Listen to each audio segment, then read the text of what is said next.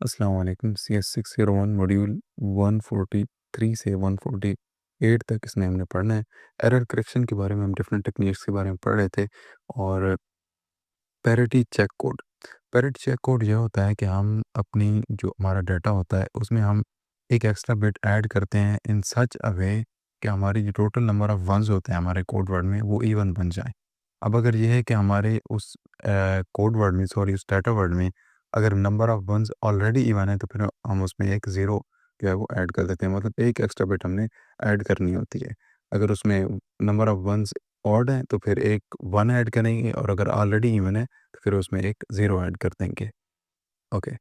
इस तरीके से होता है बेसिकली कि लेट्स से आपका डाटा वर्ड था 0001, अब इसमें 1 की चूँकि 1 है तो एक ऑड होगा, तो हमने एक और 1 ऐड कर दिया तो इससे हमारा जो नंबर ऑफ वन्स हो गया वो अब इवन हो गया। अच्छा, इसमें एक बात ये है कि आपका जो अ, डाटा वर्ड है उसको बोलते हैं के, मीन्स के उसमें जितनी बिट्स होती हैं उनको के बोलते हैं। जो आपका कोड वर्ड होता है जिसमें कि आपकी एक्स्ट्रा बिट ऐड हुई हुई होती है उसको एन बोलते हैं। इसमें ये कहता है कि एन एन जो है वो हमेशा के से ग्रेटर होगा। क्यों? क्योंकि यहाँ पे आप देखो कि इसमें 4 बिट्स हैं तो 2 रेज़ पावर 4 16 कॉम्बिनेशंस बनेंगे और हमारे एन में 5 बिट्स थी तो 2 रेज़ पावर 5 32 कॉम्बिनेशंस बनेंगी। तो मतलब जो एन है आपका वो हमेशा के से ग्रेटर होगा। ओके। अब इसमें होता कैसे है बेसिकली, तो ये आपकी सेंटर साइड है। इसमें आपका डाटा वर्ड जो है वो एक जनरेटर के पास आएगा और वो जनरेटर इस कोड वर्ड को देखेगा, इस डाटा वर्ड को सॉरी को देखेगा कि इसमें नंबर ऑफ वंस इवन है या ऑड है। उस हिसाब से फिर एक पैरिटी बिट जनरेट करेगा। अब लेट्स से कि इसमें हमारे जो नंबर ऑफ वंस थी वो ऑलरेडी लेट्स से कि इवन थी, तो इसमें फिर एक ज़ीरो ऐड हो जाएगा। यही जो डाटा है हमारा जब रिसीवर के पास जाएगा, रिसीवर इस चीज़ को देखेगा कि इसमें नंबर ऑफ वंस जो हैं वो इवन है या ऑड है। अगर इवन होंगी तो वो कोई एरर नहीं होगा और डाटा को एक्सेप्ट कर लेगा। अगर ऑड होंगी तो फिर उसमें ज़ीरो आ जाएगी। इसमें एक चीज़ होती है सिंड्रोम। ये सिंड्रोम बेसिकली एक समझ लें कि चेकर का रिज़ल्ट आता है। अगर ये सिंड्रोम इक्वल टू ज़ीरो आता है तो मतलब कि कोई एरर नहीं है और अगर 1 आता है तो मतलब कि उसमें आपके डाटा में एरर है और वो आपका डाटा जो है वो डिस्कार्ड कर दिया जाएगा। ओके। साइक्लिक कोड्स कुछ ऐसे कोड वर्ड्स होते हैं कि उनको अगर आप साइक्लिकली शिफ्ट करो, मीन्स के लेट्स से कि जैसे यहाँ पे एग्जांपल दी है कि अगर हम इस कोड वर्ड को जो इसकी लेफ्ट मोस्ट बिट है यानी कि 1, इसको अगर राइट मोस्ट बिट की जो है पोजीशन दे दें, जैसे फॉर एग्जांपल ये, तो ये भी एक कोड वर्ड यानी कि एक वैलिड कोड वर्ड बनता है। तो ये कुछ ऐसे कोड वर्ड्स होते हैं जिनको अगर हम साइक्लिकली शिफ्ट करें तो अगेन एक वैलिड कीबोर्ड कोड वर्ड बनता है। ओके। साइक्लिक रिडंडेंसी चेक ये एक टेक्नीक है जो हम यूज़ करते हैं अपनी जो है वो एरर करेक्शन में या डिटेक्शन में। इसमें होता ये है कि आपका जो सेंडर है वो डाटा को as a binary number treat करता है और फिर क्या करता है कि इस बाइनरी नंबर को एक फिक्स्ड बाइनरी नंबर से डिवाइड करता है। मतलब कि और उस फिक्स्ड बाइनरी नंबर को जनरेटर पॉलिनोमियल बोलते हैं। मतलब कि आपके पास एक नंबर था, उसको आपने एक नंबर से डिवाइड कर दिया और उस डिवीज़न के बाद जो आपका रिमाइंडर आया, उसको एज़ ए रिडंडेंट बिट्स आपने अपने डाटा में ऐड कर दिया या अपेंड कर दिया। अब ये डाटा जब आपका रिसीवर के पास जाएगा, तो वो उसी सेम नंबर से आपके डाटा को डिवाइड करेगा। जब वो डिवाइड करेगा, तो अगर रिमाइंडर 0 आ रहा है, तो मतलब कि डाटा में कोई एरर नहीं है और अगर 0 नहीं आता, तो मतलब कि डाटा में कोई एरर आ चुका है। अब इसको हम इसके डायग्राम की हेल्प से देखते हैं। तो यहाँ पे बेसिकली वही बात बताइए कि कैसे हमारी जो है वो बिट्स हम एक्स्ट्रा ऐड कर देते हैं और कैसे डेटा वर्ड यहाँ पे बताया हुआ है कि आपकी जो के है वो 4 है और जो आपकी एन है वो 7 हो गई है। तो बस ये वैसे टेबल है। ओके। यहाँ पे अब यहाँ पे देखिएगा कि आपका जो सेंडर है इसके पास 4 बिट्स का एक डेटा वर्ड था। ये यहाँ पे कोड वर्ड में भी आ गया और जनरेटर के पास भी गया। जनरेटर ने इसको चेक किया और फिर एक डिवाइज़र जो कि शेयर्ड होता है, मतलब कि आपको सेंडर के पास भी होगा और रिसीवर के पास भी होगा। और ये डिवाइज़र कितने बिट्स का होगा ये कैसे हम पता लगाते हैं, या हम ऐसे पता लगाते हैं कि n माइनस के यानी कि n आपकी जो टोटल कोड वर्ड में जितनी बिट्स होंगी उनमें से k माइनस करके +1, ठीक है? तो इससे हमारा जो जनरेटर पॉलिनोमियल जनरेट होता है कि कितनी बिट्स का होगा। ओके, हमने डिवाइड किया और डिवीज़न के बाद जो रिमाइंडर आया उसको एज़ दीज़ 3 बिट्स, ठीक है? R2, R1 और 0, ये जो येलो कलर में है, ये आपकी मतलब रिडंडेंट बिट्स थी। ये हमने वो रिमाइंडर जो है उसको रिटर्न बिट्स के तौर पे इस डेट कोड वर्ड में लगा दिया। जब से एक अनरिलायबल ट्रांसमिशन के थ्रू हमारे रिसीवर के पास गया, तो उसमें ज़ाहिर-सी बात है कुछ चेंज आ गई होगी, लेट्स से दैट। तो जब कोड वर्ड को चेक किया चेकर ने, तो उसमें फिर जो आपका रिसीवर है, उसी डिवाइज़र से इस नंबर को डिवाइड करेगा। अगर आपका रिमाइंडर 0 आता है, तो मतलब कि कोई एरर नहीं है डाटा में, और अगर 0 नहीं आता, तो फिर ये जो डिफरेंट सिंड्रोम्स हैं, ये आपकी कुछ ना कुछ वैल्यूज़ देंगे। अगर ये सारे ज़ीरोज़ हैं, तो मतलब कि आपके डाटा में कोई एरर नहीं है, और अगर ये इसमें कोई डिफरेंट वैल्यूज़ आती हैं 0 के अलावा, तो मतलब कि उसमें आपके डाटा में कोई एरर आ चुका है, और उसको फिर ये डिसीजन लॉजिक जो है, कोई सर्किट होगा, ठीक है? वो उसको डिस्कार्ड कर देगा। ओके। अब यहाँ पे कुछ टर्मिनोलॉजीज़ के बारे में बताया हुआ है। डेटा वर्ड को लेट्स से हम कहते हैं डीएफएक्स, कोड वर्ड को हम कह देते हैं सीएफएक्स, जनरेटर पॉलिनोमियल जिस नंबर से हमने डिवाइड किया था उसको हम जीएफएक्स बोल देते हैं, सिंड्रोम को हम एसएफएक्स बोल देते हैं, और एरर कोड वर्ड था, ठीक है? कोड वर्ड जिसमें एरर आ चुका है उसको हमने ईएफएक्स बोल दिया। यहाँ पे थोड़ी सी बातें बताई हैं सिंपल, जो हमने पहले भी देखी हैं, कि अगर एसएफएक्स यानी कि सिंड्रोम आपका इक्वल टू 0 नहीं है, तो मतलब कि आपका डाटा करप्टेड है, और अगर एसएफएक्स 0 है, तो मतलब कि आपका डाटा करप्ट नहीं है। बट इसमें एक चीज़ ये भी हो सकती है कि हो सकता है आपके डाटा में करप्शन तो आई हो, लेकिन डिकोडर ने वो डिटेक्ट ना की हो। अब वो कहते हैं कि लेट्स से आपका रिसीव्ड कोड वर्ड हो गया सीएफएक्स और ईएफएक्स, मतलब कि आपका ओरिजिनल कोड वर्ड प्लस जो है उसमें एरर आया था वो। तो अगर हमें एसएफएक्स हमने फाइंड करना है, तो हम कैसे फाइंड कर सकते हैं कि हम उस जीएफएक्स से यानी कि पोलिनोमियल जनरेटर से रिसीव्ड कोड वर्ड को डिवाइड करेंगे। सीएफएक्स डिवाइडेड बाय जीएफएक्स और ईएफएक्स यानी कि error code word divided by GFX.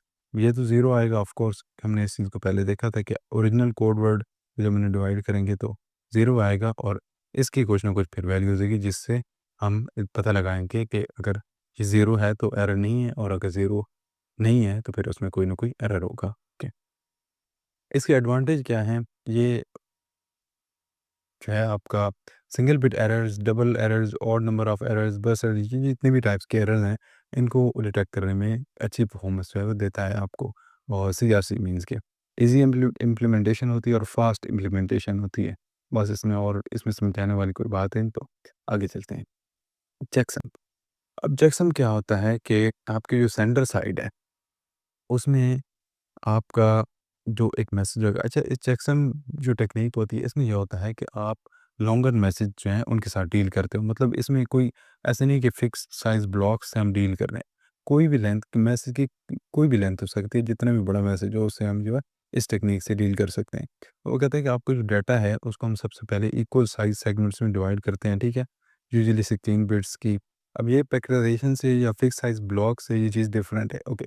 Then वो कहते हैं कि all segments are added using binary addition. Binary addition से हम उन सारे सेगमेंट्स को ऐड करते हैं। फिर जो रिजल्ट आता है बाइनरी एडिशन का, उसको हम इन्वर्ट कर देते हैं। मीन्स कि उसमें जो वन्स हैं उनको ज़ीरोज़ लिख देते हैं, और जहाँ जहाँ भी ज़ीरो है उसको वन लिख देते हैं, और इसी को चेकसम बोलते हैं। This checksum is set. अब और इस चेकसम को हम डाटा के साथ भेज देते हैं। अब रिसीवर साइड पे क्या होता है कि रिसीवर जो है वो सारे सेगमेंट्स जो रिसीव करता है उसमें चेकसम ये होता है, ठीक है? और जो है इनको ऐड करता है बाइनरी एडिशन से। अगर उसका रिज़ल्ट ऑल वन्स आता है, ठीक है? तो data is considered error free, मतलब कि ऑल वन्स या ऑल ज़ीरो होगा तो उसमें हमारा डाटा जो है वो एरर फ्री होगा। अगर उसमें कुछ ऊपर-नीचे वैल्यूज़ आती हैं, मतलब कुछ वन्स कुछ ज़ीरो, फिर उसमें कुछ ना कुछ एरर होगा। ओके। ऐसे होता है ये बेसिकली कि आपके सेंडर के पास एक मैसेज है, वो यहाँ पे आएगा, और एक जनरेटर के पास भी जाएगा आपका मैसेज।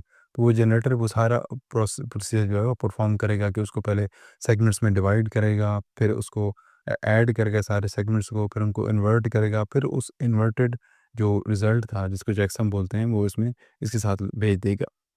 रिसीवर के पास जाएगा, रिसीवर क्या करेगा, इन एम्बिट्स को यानी कि चेकसम को और जो आपका एक्चुअल मैसेज था इन सबको जब बाइनरी एडिशन से ऐड करेगा, ठीक है? तो उनकी वैल्यूज़ या तो एक सारी वन्स आएँगी या सारी ज़ीरोज़ आएँगी, तो मतलब कि उसमें कोई एरर नहीं है। अगर डिफरेंट वैल्यूज़ आती हैं तो मतलब कि कोई एरर है, और जो है वो आपका जो मैसेज है वो डिस्कार्ड कर दिया जाएगा।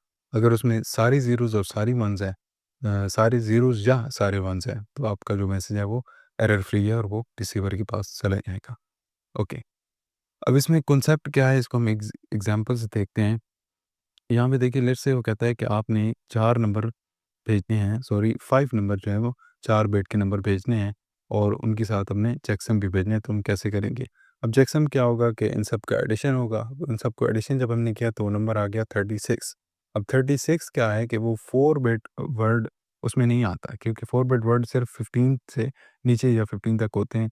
ठीक है, तो हमने फिर 36 को कैसे लिखना है, उसको वो कहता है कि हम क्या करेंगे, इसकी जो पहली 2 बिट्स हैं, इनको अगली 4 बिट्स में बाइनरी एडिशन से ऐड कर देंगे, तो उससे हमारा एक रिज़ल्ट आ जाएगा, और जो रिज़ल्ट आएगा वो 4 बिट नंबर होगा, और वो 4 बिट नंबर यहाँ पे हमारा 6 बन रहा है डेसिमल में, तो यहाँ पे हमने 36 की जगह पे 6 लिख दिया।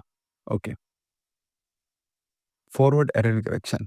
अब उसमें कहता है कि आपकी जो रियल टाइम ट्रांसमिशन है, जैसे कि video calls, online gamings, live streaming, जिसमें मतलब आपकी लाइव सब कुछ चल रहा होता है, उसमें अगर हम वेट करें कि डेटा रीट्रांसमिट किया जाए, अभी तक हम पढ़ रहे थे डिटेक्शन। डिटेक्शन में क्या हो रहा था कि एरर है या नहीं देखा जा रहा था, अगर और अगर एरर है तो फिर हम दोबारा सेंडर को रिक्वेस्ट करते थे कि आप हमें दोबारा डेटा भेजो।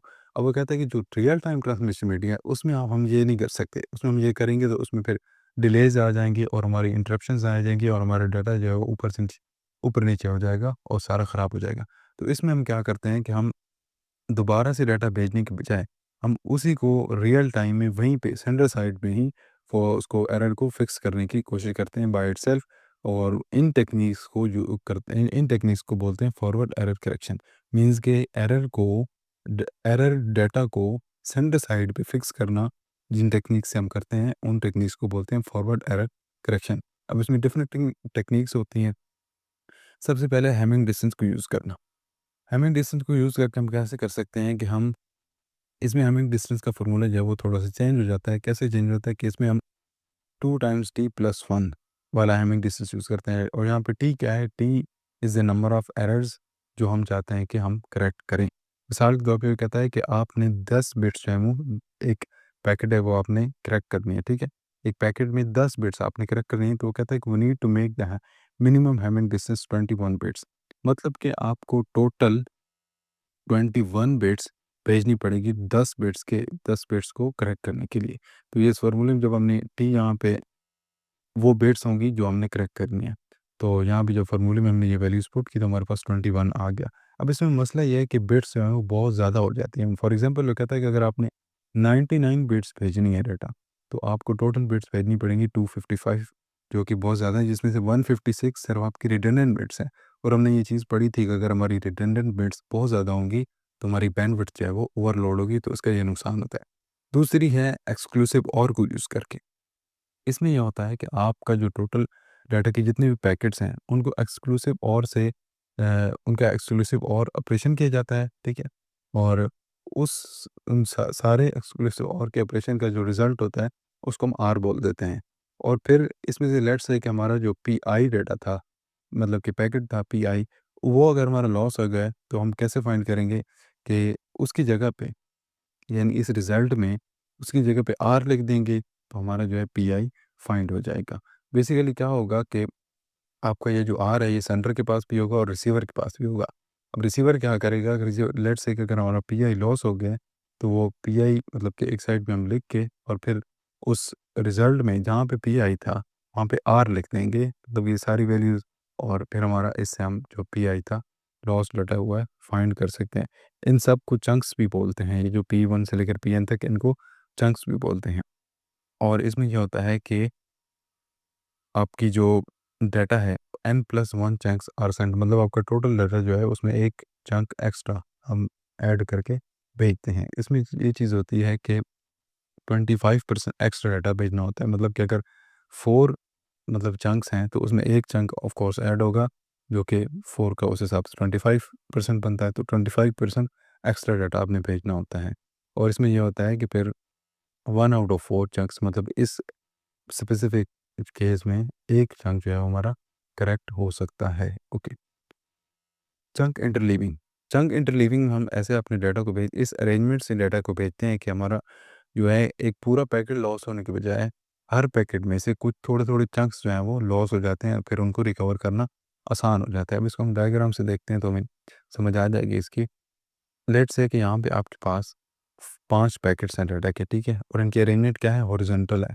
यहाँ से 1 से लेकर 5 तक फर्स्ट पैकेट है, इस तरीके से फिर ये सारी अरेंजमेंट। अब जब हमने इनको सेंड किया इन पैकेट्स को, तो हमने इनको एक कॉलम की जो है वो अरेंजमेंट से सेंड कर दिया।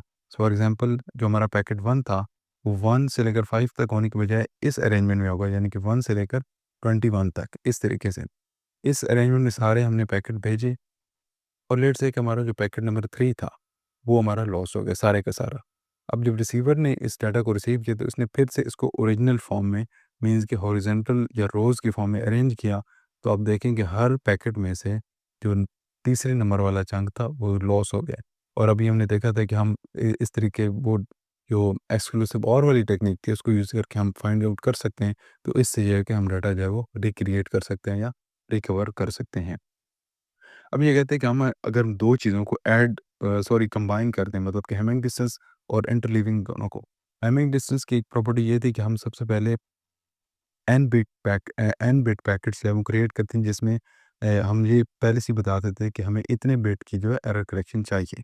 और फिर जो आपके इंटरलीविंग है, ये हमने अभी देखी है कि हम पहले जो है डाटा को एक ग्रिड की फॉर्म में अरेंज करते हैं, मीन्स के रोज़ में, और फिर जब हमने वो सेंड करना होता है, तो हम कॉलम बाय कॉलम सेंड करते हैं। और फिर इससे ये होता है कि आपका जो एरर होता है, वो सारे के सारे पैकेट्स में फैल जाता है। और फिर उससे कि जब हमारे पास रिसीवर के पास डाटा रिसीव होता है, तो सारे पैकेट्स होते हैं, लेकिन उसमें से हर पैकेट में से कुछ ना कुछ चंक जो है वो लॉस्ट होता है। और फिर हम उसको डिफरेंट टेक्निक्स यूज़ करके डाटा को रिकवर कर लेते हैं। Compounding high and low resolution, ये भी आसान सी चीज़ है। इसमें ये होता है कि आप हर पैकेट में, यानी कि फर्स्ट पैकेट के अलावा आप हर पैकेट में उससे पिछले पैकेट का एक लो रेज़ोल्यूशन वर्ज़न जो है वो ऐड कर देते हो, या उसमें लगा देते हो, अपेंड कर देते हो। इसको भी डायग्राम से देखते हैं। ओके। यहाँ पे लेट्स से कि आपके पास एक पैकेट 1 है, ठीक है? ओरिजिनल फ़ॉर्म में, हाई रेज़ोल्यूशन फ़ॉर्म में। जब पैकेट 2 आपका था, उसमें आपने पैकेट 1 का एक लो रेज़ोल्यूशन वर्ज़न, यानी कि P1L जो है वो ऐड कर दिया। इसी तरीके से ये सारी चीज़ एंड तक गई। लेट्स से यहाँ पे हमारे पास 5 पैकेट थे, तो 5 पैकेट नंबर 5 तक गया। और जब हमने डाटा सेंड किया, तो हमारा पैकेट 2 जो है वो लॉस हो गया। लेकिन पैकेट 3 रिसीव हुआ था, तो पैकेट 3 के पास पैकेट 2 का एक लो रेज़ोल्यूशन वर्ज़न मौजूद था। तो इससे फिर हमने डाटा जो है वो रिक्रिएट कर लिया या रिकवर कर लिया। बस इसमें और ज़्यादा कुछ नहीं।